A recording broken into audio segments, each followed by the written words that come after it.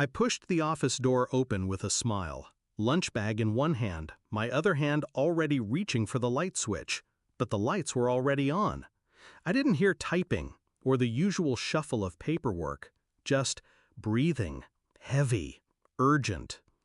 I saw them before they saw me. My wife, head tilted back, moaning. My brother, his hands gripping her waist, grinding into her on her swivel chair, their tongues deep in each other's mouths. I didn't drop the bag, I didn't yell, I didn't move, I just watched. For 3 seconds, 4, 5. Then she saw me, froze, lips wet, hair tangled. She gasped, "Oh my God!" I cut her off with 5 words. 5 calm, deliberate words. "I'll let you two finish." Then I turned and walked out. The headlines didn't come until later, much later. The world didn't shift all at once. It cracked slowly, like ice beneath a boot. I drove home without turning the music on, left the untouched lunch on the passenger seat. Windows down, wind slicing my face like punishment. My hands were steady, but inside, something else bloomed. A rot. Quiet. Patient.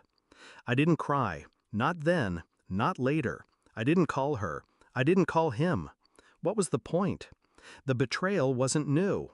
It wasn't born in that office. It had a history, hidden in glances, in silences, in weekends that didn't quite add up. I'd missed it. No, I'd ignored it. And that's what cut deepest. Not her body on his, not his hands where mine used to be, but the years I wasted pretending I didn't know. I didn't hire a PI. I didn't need one. I had access to her phone, her email, our shared drive. They weren't careful. That was the insult. They thought I was too soft, too stupid, too trusting. They were half right. A week passed. I played the husband, smiled at neighbors, picked up groceries, made her coffee. She came home late, often. I stopped asking why. Instead, I tracked her GPS. She wasn't going to the gym. She wasn't going to her sister's. She was going to a motel. The same one, room 206. I booked the room across the hall the following Tuesday, watched them check in, watched them leave. I didn't confront her, not yet. I wasn't collecting revenge. I was collecting truth. And when I had enough, I called in a favor from an old friend, a journalist. The story broke on a Thursday morning, front page. Corruption scandal, tech executive and city contractor exposed. My wife, VP of acquisitions. My brother, contracted for city infrastructure. Millions funneled through a fake consulting firm. Invoices signed by her. Deposits routed to him. I gave the journalist everything. Bank transfers, photos, emails, recordings. They used burner phones, but they were lazy, arrogant. They never thought I'd look, never thought I'd act. When she came home that night, her face was pale, her hands trembling. "The police came to my office," she whispered. "Who did this?" I looked up from my book and said, "I told you I'd let you finish." She broke first. Tears, screams, denials. "You ruined us! You ruined everything!" But I didn't raise my voice. I didn't even blink. I slid the divorce papers across the table. Everything was signed. Final. Irrevocable. She'd lose the house, her shares, her name. And him?